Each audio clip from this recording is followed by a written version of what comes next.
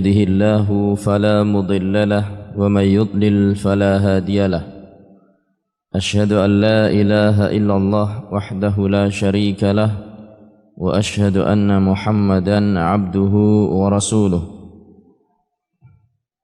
يا أيها الذين آمنوا اتقوا الله حق تقاته ولا تموتن إلا وأنتم مسلمون يا أيها الذين آمنوا اتقوا الله وقولوا قولا سديدا يصلح لكم أعمالكم ويغفر لكم ذنوبكم ومن يطع الله ورسوله فقد فاز فوزا عظيما أما بعد فإن أصدق الحديث كتاب الله وخير الهدي هدي محمد صلى الله عليه وسلم وشر الأمور محدثاتها وكل محدثة في الدين بدعة.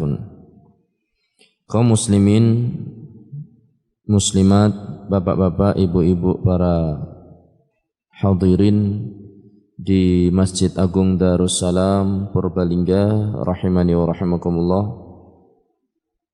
para pendengar setia Radio Fika Insani 88.8 FM dimanapun Anda berada rahimani wa rahimakumullah, para pemirsa Yufid TV, Niaga TV dan Usman TV yang dirahmati oleh Allah rahimani wa rahimakumullah. Pada kesempatan sore hari ini atau malam hari ini kita akan mempelajari hadis ke-41 insyaallah taala. Hadis ke-41 masih dalam bab sabar.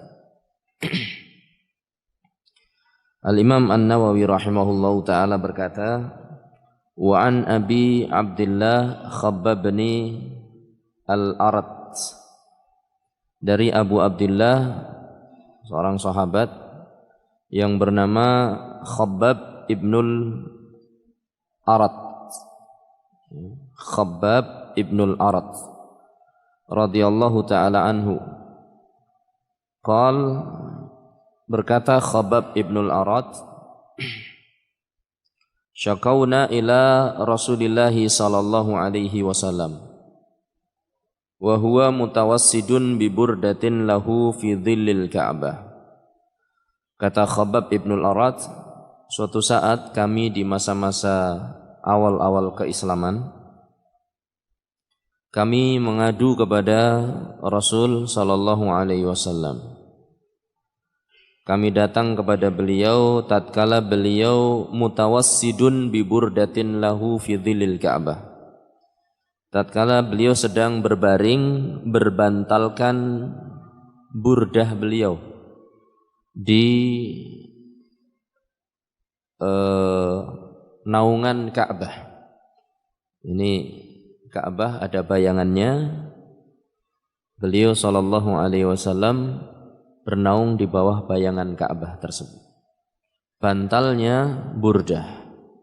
Burdah adalah kain yang sering beliau gunakan, kain bergaris, kemudian dilipat, diletakkan, kemudian menjadi bantal. Berarti alasnya apa? Alasnya pasir. Atau mungkin sisa burdahnya. Kesederhanaan hidup Nabi kita Nabi Muhammad sallallahu alaihi wasallam. Datang Khabbab ibnul Arat kepada Rasul sallallahu alaihi wasallam. Kondisi Rasul sallallahu alaihi wasallam sedang beristirahat. Faqulna, maka kami berkata, ala tastansiru lana, ala tad'u lana. Duhai Rasul sallallahu alaihi wasallam, tidakkah engkau mintakan pertolongan untuk kami, dan tidakkah engkau berdoa untuk kami? Yani kondisi kaum muslimin al-awwalin saat itu betul-betul sedang digencet, disiksa.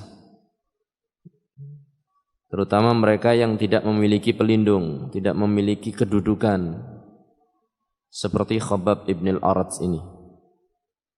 Khabbab ibn al-Arat adalah salah seorang sahabat yang pertama-pertama masuk Islam.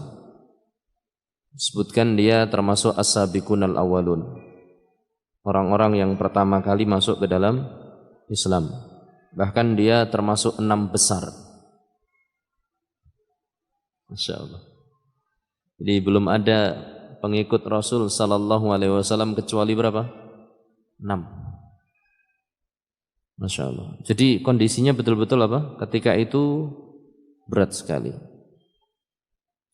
Khabbab ibn al-Arat ini ketika di zaman jahiliyah, beliau seorang budak. Masih kecil. Diperjualbelikan di Mekah. Kemudian dibeli oleh Ummu Anmar al-Khuzai. Jadilah dia maula. Ya, maula Ummi Anmar al-Khuzaiyah. Makanya Khabbab ibn al-Arat ini yang berasal dari kabilah Tamimi, kabilah Bani Tamim. Beliau nisbahnya 2. Yani Khabbab ibn al-Arat at-Tamimi maulahul Khuzai. Sementara maulanya, ya, majikan dia adalah dari suku Khuza'ah. Jadi nisbahnya kepada orang yang membebaskan dia. Ummu Anmar ini kemudian melihat kecerdasan yang ada pada Khabbab ibn al-Arat. Kecil tapi cerdas dan berpikiran dewasa. Maka dia pun memberikan kesempatan kepada Khabbab untuk berlatih keterampilan, dikursuskan. Kursus pandai besi. Yani dia diberi pelatihan membuat pedang.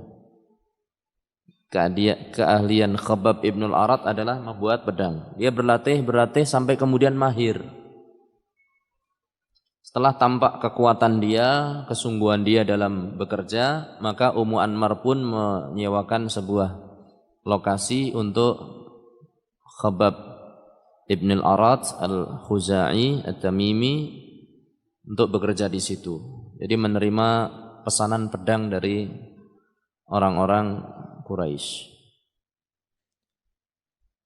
Beliau Khabbab Ibn al-Arat ini adalah orang yang berpikir dewasa. Sudah mengamati kondisi masyarakat yang tidak karu-karuan. Penyembahan berhala, peperangan yang merajalela, perzinaan, dan yang lain-lain.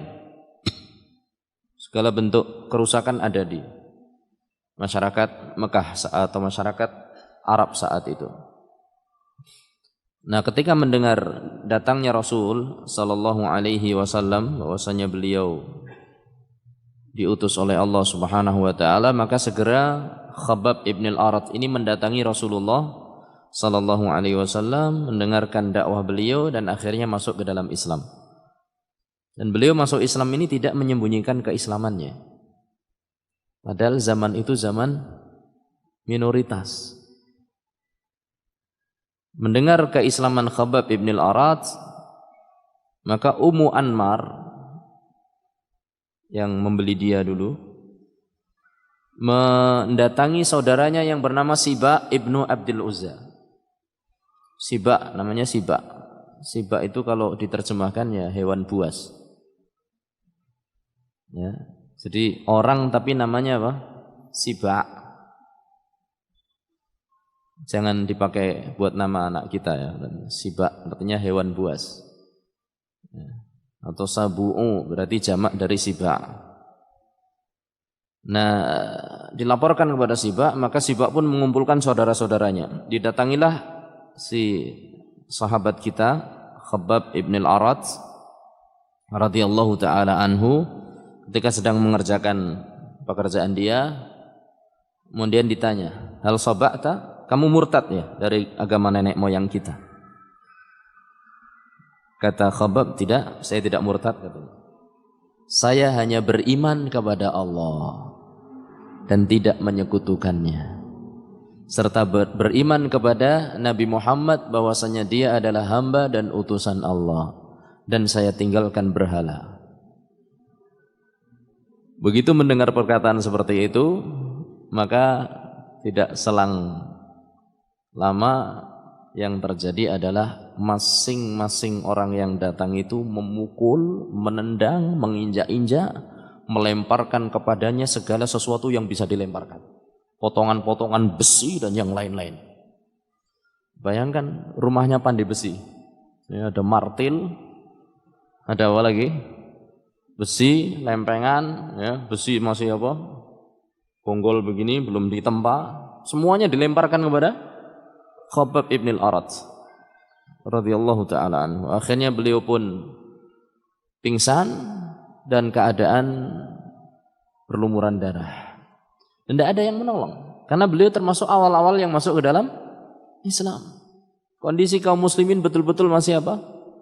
Masih lemah sekali. Tapi kesabaran Khabbab luar biasa.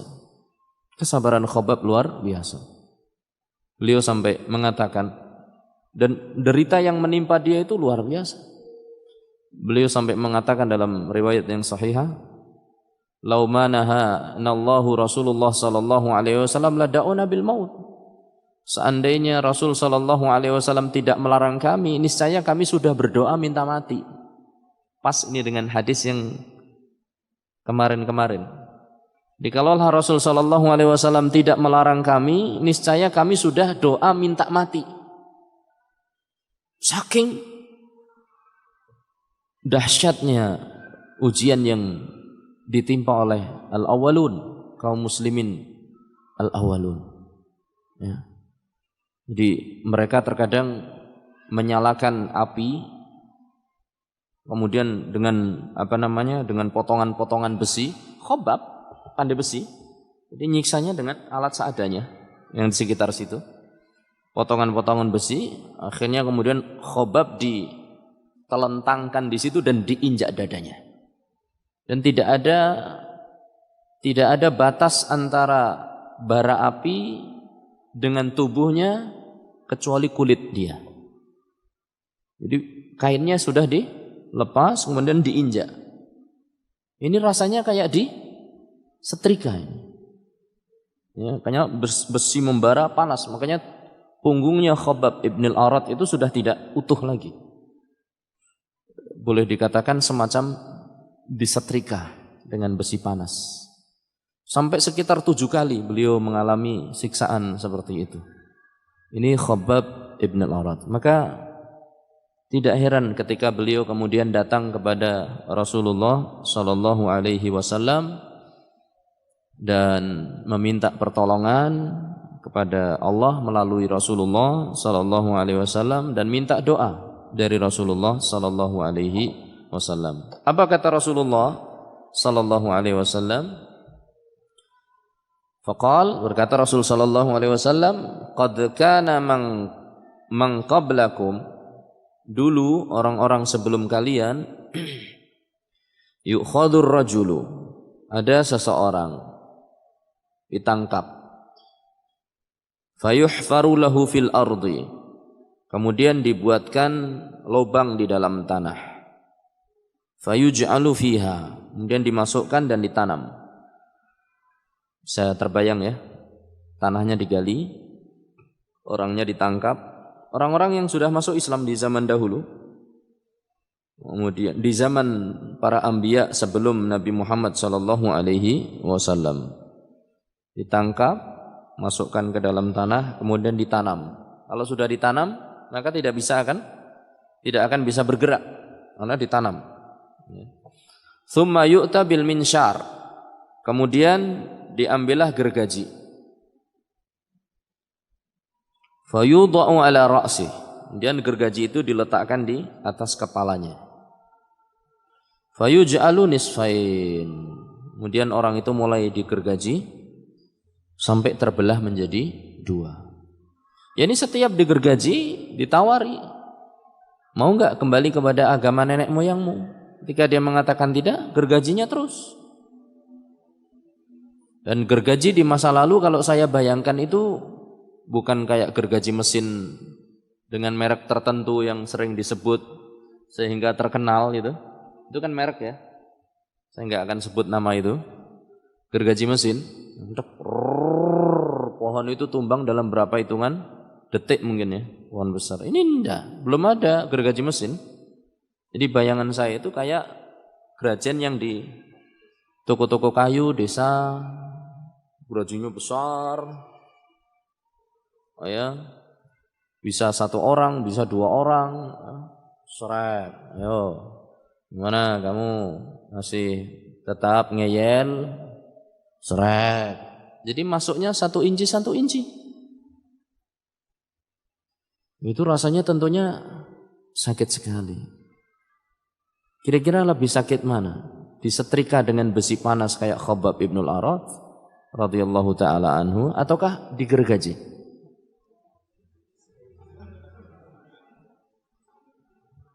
Kelihatannya digergaji lebih sakit. Makanya Rasulullah SAW memberi contoh dengan sesuatu yang lebih apa? Lebih berat. Oh, umat sebelum kamu itu lebih dahsyat. Ada yang digergaji. Kalau besi panas, yes. Kemudian ketika besi daging sudah meleleh, mungkin tingkat panasnya sudah hilang. Tinggal rasa sakitnya setelah apa? Setelah diselomot tadi. Tapi kalau gergaji itu sakitnya terus. Wallahu ta'ala alam. Sampai mati. Sampai terbelah menjadi 2. Ya. Kemudian kata Rasul sallallahu alaihi wasallam, wa yumshatu bil amsyatil hadid. Kemudian disisir bi amsyatil hadid, dengan sisir dari besi. Bayangan saya itu kayak garuk tapi runcing dan tajam. Jadi dimasukkan ke dalam tubuh, ceruk, kemudian ditarik, seret, dikuliti tapi hidup. Ya, wong keiris tangan yang nganggo lading birasane apa? Perih banget. Apalagi hidup seperti ini. Cerep, seret. Gimana? Masih lanjut? Cep, seret, dikuliti terus. Sampai seperti itu. Ya. Makanya dikatakan di sini wa yumshatu bi amsyatil hadid maduna lahmih wa adhmih. Sehingga memisahkan antara daging dan tulangnya. Betul-betul dikuliti. Ya. Wa ma yasudduhu dzalika an dinihi. Yani segala perkara yang bisa menghalangi dia untuk memeluk agamanya, agama Islam. Karena seluruh anbiya, seluruh nabi, seluruh rasul, sejak zaman Nabi Nuh alaihi salatu wassalam sampai Nabi kita Nabi Muhammad sallallahu alaihi wasallam, seluruhnya mengajarkan ajaran Islam. Yaitu bagaimana seorang berserah diri hanya kepada Allah, beribadah hanya kepada Allah, al-istislamu lillah bitauhidihi, berserah diri kepada Allah dengan menyerahkan diri, dengan mentauhidkannya. Ini seluruh ajaran Rasul. Wal inqiyadu lahu bitta'ah, dan tunduk taat kepada seluruh aturan Allah Subhanahu wa taala. Wal bara'atu minasyirki wa ahlihi, dan berlepas diri dari segala macam bentuk kesyirikan dan para pelakunya. Ini ajaran Islam seluruhnya. Sejak zamannya Nabi Adam bahkan. Kemudian sejak zamannya Rasul pertama yaitu Nabi Nuh alaihi assalatu wassalam sampai Nabi kita Nabi Muhammad sallallahu alaihi wasallam, semuanya mengajarkan tauhid. Tauhid hanya Allah. Allah itu satu, tidak berputra dan tidak diputrakan. Qul huwallahu ahad, Allahus samad, lam yalid wa lam yulad wa lam yakul lahu kufuwan ahad. Itu adalah ajaran seluruh anbiya. Nah, ya. Ini mereka dihalangi untuk memeluk agama mereka. Seperti pernah kita dengar juga kisah dari tentang ashabu al-ukhdud yang kisahnya kita lewati. Hadis nomor berapa? 30. Insyaallah nanti kita akan balik ke hadis ke-30 suatu saat karena panjang hadisnya. Kisah Ashabul Ukhdud, seorang pemuda yang akhirnya dibunuh oleh seorang raja yang zalim saat itu. Taib. Wallahi. Kemudian Rasul sallallahu alaihi wasallam bersumpah, wallahi la yutimmannallahu hadzal amra. Demi Allah, sungguh benar-benar. Ada tiga penguat perkataan beliau. Wallahi, demi Allah, sumpah. La, lam taukid. Belakangnya ada nun taukid. Sungguh benar-benar pasti Allah akan menyempurnakan urusan agama ini. Yani Allah akan memenangkan agama ini. Khabab, gak usah sedih. Allah pasti memenangkan agama ini. Insyaallah. Naki nembe disetrika sing melu gur pinten? 678. Khabab, rasa sedih. Gak usah takut wahai Khabab. Gak usah sedih, Allah pasti akan memenangkan kita. Ini metode pendidikan iman. Jadi kalau orang itu lagi ditimpa musibah, kita jangan ikut apa? Loyo. Muridnya teka, Ustaz, hutang saya banyak sekali Ustaz. Antum jangan, iya ya sama ya. Lah, jangan gitu. Ya, kita semangati motivasi. Ya, semangat. Yang minta kepada Allah pasti dikabulkan. Antum sudah minta belum? Sudah Ustaz. Minta terus. Gitu. Anak lagi ngafal Quran, Abi sulit. Bismillah. Ya Allah, bisa insya Allah. Kamu akan jadi ahlul jannah. Surganya akan tinggi dengan hafalan kamu. Kamu akan memberikan mahkota pada orang tuamu kelak di akhirat. Jangan, iya dulu Abi juga sulit ya nak. Makanya sekarang gak hafal Quran. Jangankan hafal nak, moco birai tayeng. Jangan gitu. Penguatan keimanan ini penting sekali. Makanya Rasul Shallallahu Alaihi Wasallam bukan kok loyo kemudian malah mengatakan, iya yes, gimana lagi yes, pokoknya luwung mati. Enggak. Beliau mengatakan, wallahi, demi Allah, la yutimmannallahu hadzal amr. Allah pasti akan membuat agama ini menang. Masya Allah. Kemudian kata Rasul sallallahu alaihi wasallam, hatta yasira ar-rakibu min San'a ila Khadramauta la yakhafu illallah. Sampai nanti datang satu masa orang yang berjalan dari San'a di sini adalah satu tempat di Damaskus, bukan yang di Yaman. Ya. Ada dua San'a berarti, satu di Yaman, satunya di Damaskus, Suriah. Akan datang satu masa nanti orang yang berjalan dari Suriah menuju ke Yaman berjalan dengan tenang, tidak takut kecuali hanya dari Allah Subhanahu wa taala. Wadhi'ba ala ghanamihi, dan hanya takut ancaman serigala atas kambingnya. Sementara dirinya berjalan tenang. Subhanallah, itu sudah kita rasakan di Jaziratul Arab. Ya, kita berjalan dengan tenang. Bahkan ketenangan itu merata dengan meratanya Islam. Sampai di Indonesia, alhamdulillah. Daerah yang di situ menyebar ajaran Islam dengan benar, aman. Insya Allah aman. Orang berjalan dengan tenang. Karena semua orang takut pada Allah. Mau berbuat macam-macam takut pada Allah. Ini kalau orang itu betul-betul berpegang pada ajaran Islam. Kita rasakan di beberapa daerah kita, alhamdulillah. Kita nggak usah bicara di Arab Saudi. Kita jalan malam hari, nggak terasa takut. Ya.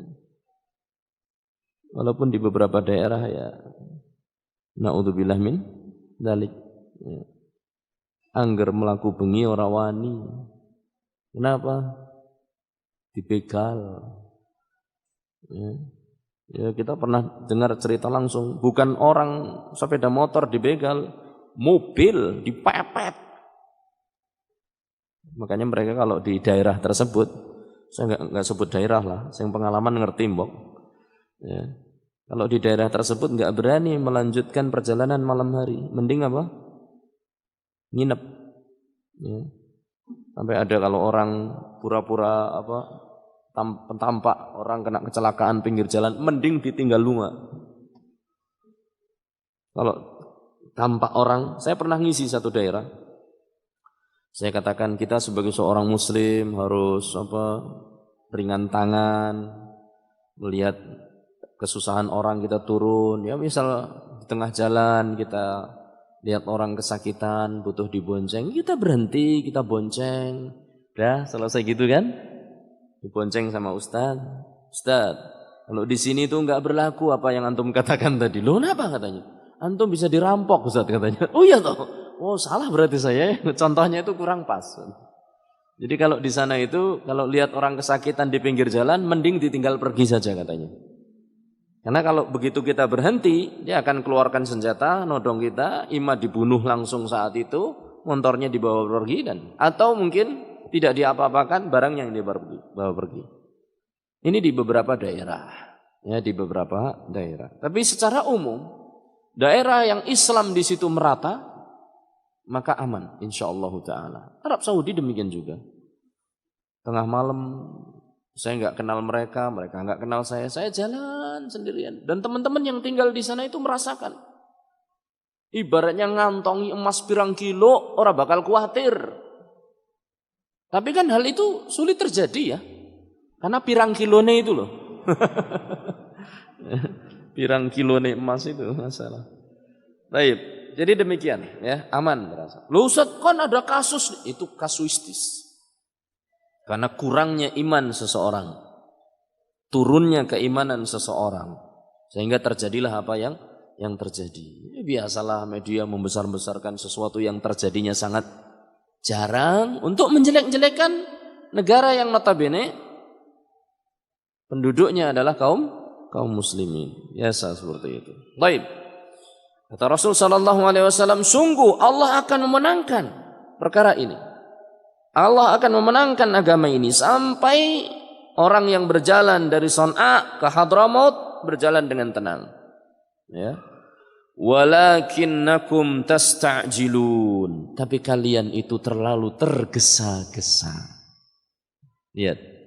Kata Rasul sallallahu alaihi wasallam, kalian terlalu tergesa-gesa. Janji Allah pasti Allah akan memenangkan agama ini. Walladzi arsala rasulahu bil huda wa dinil haq liyudhhirahu 'alad dini kullih. Allah akan menangkan agama Islam itu atas semua agama yang lain. Bil huda wa dinil haq, dengan ilmu dan amal soleh. Walladzi arsala rasulahu bil huda wa dinil haq. Allah lah yang mengutus Rasulnya bil huda, dengan huda. Huda itu adalah ilmu nafi', ilmu yang bermanfaat. Wa dinil haq, dan amal soleh. Liyudhhirahu 'alad dini kulli, untuk memenangkan Islam ini atas agama yang lain. Jadi senjata kita dua, al-huda wa dinul haq. Ilmu yang bermanfaat dan amal yang soleh. Lakinnakum tasta'jilun. Tapi kita kadang tergesa-gesa. Durung belajar ilmu nafi' wis pengin menang. Belum belajar al-huda wa dinul haq, belum belajar ilmu yang benar dengan benar, belum belajar amal yang benar dengan benar, sudah pengin menang. Sudah pengin kita menjadi jaya. Kejayaan adalah tatkala kita kembali kepada ajaran Allah dan ajaran Rasulullah sallallahu alaihi wasallam. Walakinnakum tasta'jilun. Ini nasihatnya Rasul sallallahu alaihi wasallam kepada Khabbab. Sabar. Kita pasti akan menang. Kejadian yang serupa yang seperti ini bahwasanya Rasul sallallahu alaihi wasallam memotivasi sahabatnya di tengah-tengah kondisi yang sangat genting. Ini kan kondisinya Khabbab dan teman-teman saat itu dan para sahabat yang lemah-lemah saat itu sangat genting antara hidup dan mati. Sangat genting. Malah dimotivasi, katanya kalian akan menang insya Allah. Asalkan sabar. Persis dengan kejadian ketika Rasulullah SAW dan para sahabatnya hampir menghadapi perang Ahzab, perang Khandaq. Perang Khandaq, 10.000 pasukan musuh akan datang mengepung kota Madinah yang isinya sekitar 3.000 orang. Itu plek belek. Itu sudah secara jumlah saja sudah apa? Kalah. Persenjataan, kabilah-kabilah yang kuat mereka ikut mengepung. Akhirnya diputuskan oleh Rasul sallallahu alaihi wasallam atas siapa? Ide dari sahabat siapa? Salman Al-Farisi untuk membuat apa? Khandaq. Kondisi genting. Makanan mepet. Sehingga para sahabat mengganjal perutnya karena lapar. Rasul sallallahu alaihi wasallam juga mengganjal perutnya. Diwaduli. Jadi para sahabat itu wadul. Wadul itu apa? Mengadu. Dikatakan di sini dari sahabat bin Bara, dari sahabat Al-Bara bin Azib, qal amarana Rasulullah sallallahu alaihi wasallam dalam kisah perang Khandaq. Kami diperintahkan oleh Rasulullah sallallahu alaihi wasallam bihafril Khandaq, untuk menggali Khandaq, yakni parit. Ya. Wa aradat lana sakhratun fi makanin minal Khandaq la ta'khudhu fiha al-ma'awil. Sampai akhirnya di satu bagian penggalian parit itu ada batu yang besar sekali menghalangi kelancaran kami dalam menggali parit. Batunya besar dan tidak bisa dipecahkan dengan berbagai macam beliung, kampak dan yang lainnya. Jadi kampak-kampaknya para sahabat itu mental. Beliungnya apa? Mental. Tidak ada sahabat yang bisa. Padahal ini kalau nggak digali berarti penggalian ada terhambat. Ya, musuh bisa lewat situ.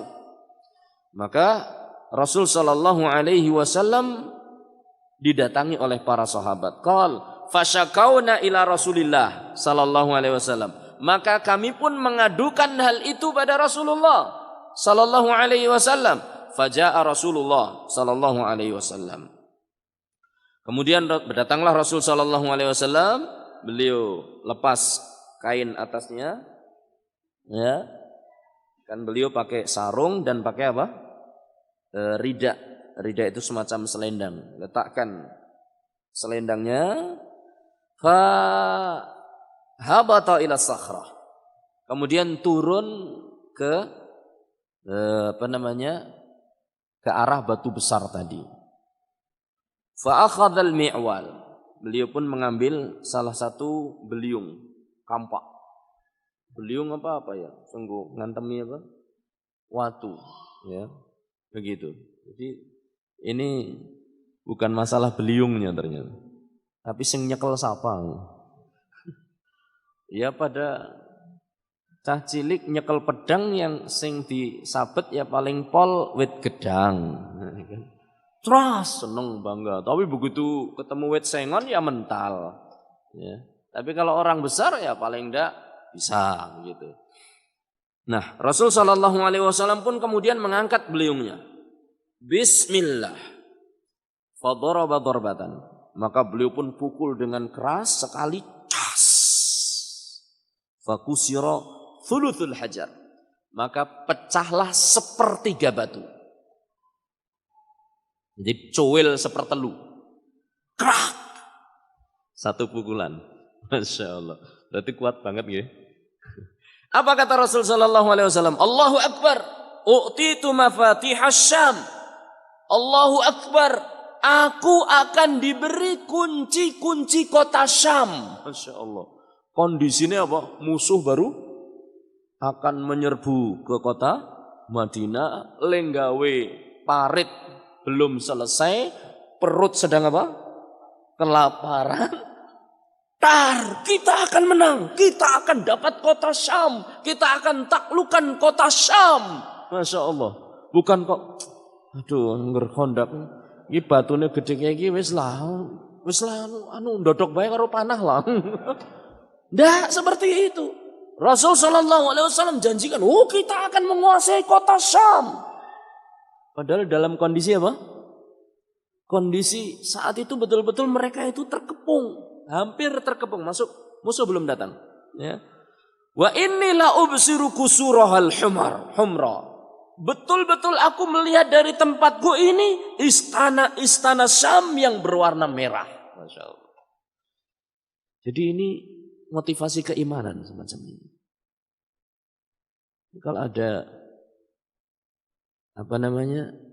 di antara kita yang namanya musibah kan macam-macam ya.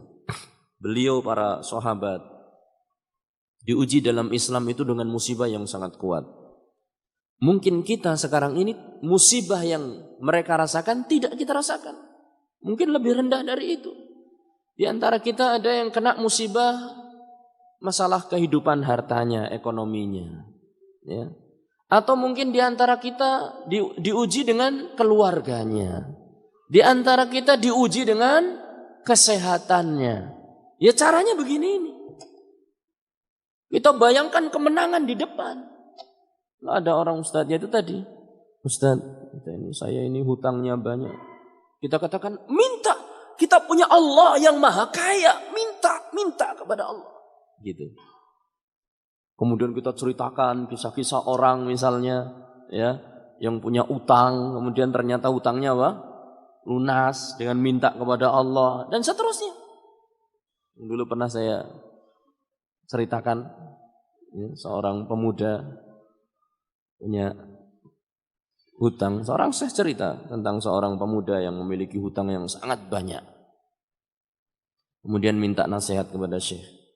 Dikatakan oleh syekh, kamu masih punya ibu? Iya masih punya. Datangi ibumu. Coba tanya ibumu pengen apa? Turuti ini. Wis duwe utang, malah kontakon ibune pengen apa? Masuk akal mboten? Ya kurang masuk akal ya.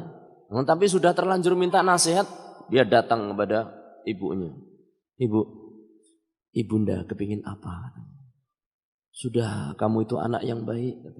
Cuma satu keinginan saya, adikmu perempuan ini yang belum nikah. Tolong belikan dia perhiasan untuk menghibur hatinya. Loh, duwe utang? Kon nukoke apa? Emas berlian. Akhirnya ya bismillah lah wong nasihate ustate kayak gue ya. Bismillah. Ini kisah nyata ini. Kemudian akhirnya dia belikan di depan ibunya, ibu ini emas berlian yang ibu inginkan untuk adik saya. Pakaikan emas itu di depan saya.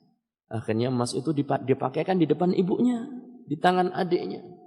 Tampak ibunya kemudian meneteskan air mata. Dan dia mengatakan, Allahumma, ya Allah, ridhoilah anakku ini ya Allah. Ridhoilah anakku ini ya Allah. Mudahkanlah urusannya ya Allah. Tiba-tiba pupune cah lanang niku ndredeg. Nah niku. Apa jal? HP ini muni. Wong disaki teng mriki dudu pupune goyang, ya. Pupune muni karena ada HP, diangkat HP-nya.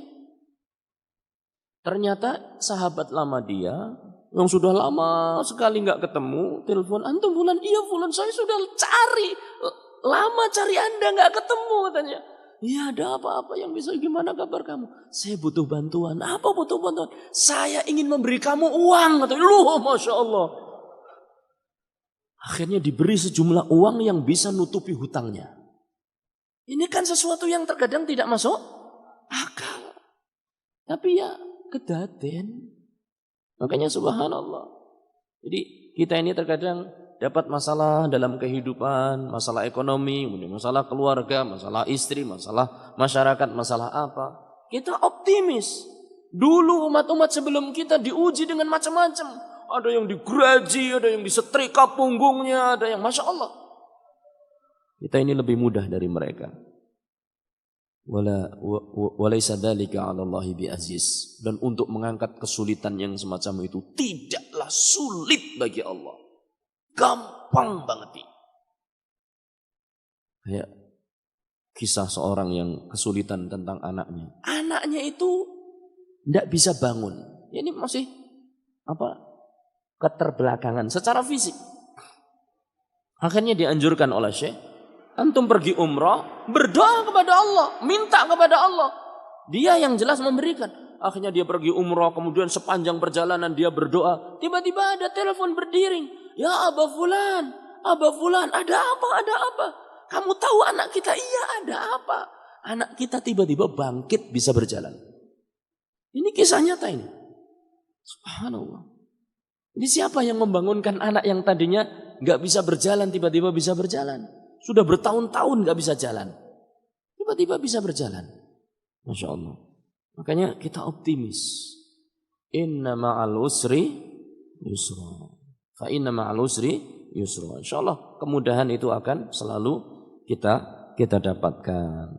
Ora neng dunya ya neng akhirat. Insya Allah. Maka ini baru pukulan pertama. Pukulan kedua demikian juga. Terpotong sepertiganya. Kemudian kata Rasul sallallahu alaihi wasallam, demi Allah, saya diberi kunci-kunci kerajaan Furs, ya, Persia. Dan saya betul-betul melihat bangunan Madain. Saya melihat istananya yang putih dari tempatku ini. Kemudian pukulan yang ketiga, akhirnya pun pecah batunya, lepas dari segala yang menghalanginya 3 kali, sepertiga, kemudian sisanya lepas pula. Kata Rasul sallallahu alaihi wasallam, saya diberi kunci-kunci Yaman. Ya, ini menunjukkan cara pendidikan keimanan yang sangat baik. Kita memotivasi. Ya. Namanya ujian kehidupan itu pasti ada. Tapi yang penting dari itu adalah kita bersabar menghadapi ujian tersebut. Wallahu ta'ala a'lamu bishawab. Demikian yang bisa saya sampaikan. Sallallahu ala nabiyyina Muhammad walhamdulillahi rabbil alamin.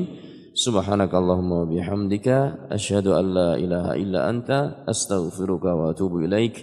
Wassalamualaikum warahmatullahi wabarakatuh.